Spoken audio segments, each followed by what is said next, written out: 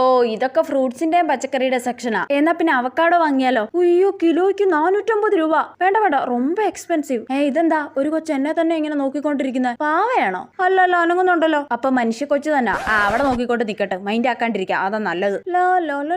Dragon fruit വാങ്ങിയാലോ? ഈ കൊച്ചു എന്നെ തന്നെ നോക്കിക്കൊണ്ട് നിൽക്കുക. ഇനി പുതിയ റോബോട്ടോ മറ്റോ ആണോ? ഹായ് മോളു.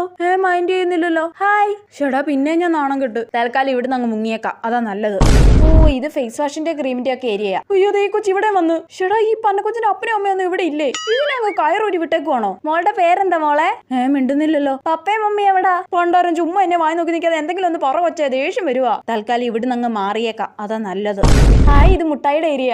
അതെ പിന്നെ ഈ കൊച്ച് നിനക്കെന്താ കൊച്ചെ വയ്യേ? എന്തിനാ എന്റെ പുറകെ ഇങ്ങനെ നടക്കുന്നേ? മോക്ക് മുട്ടായി വേണോ? ദേ മിണ്ടുന്നില്ല. ഇനി ഈ കൊച്ചു പ്രേതങ്ങാനും ആണോ എന്തോ? അയ്യോ നോട്ടൊക്കെ കണ്ടിട്ട് അതേപോലൊക്കെ തന്നെ ഉണ്ട്. ഈ കടയിൽ നിന്ന് എത്രയും പെട്ടെന്ന് ഇറങ്ങിയേക്കാം. പ്രേത കൊച്ചെ കുരിച്ചു കാണിക്കും ഞാൻ.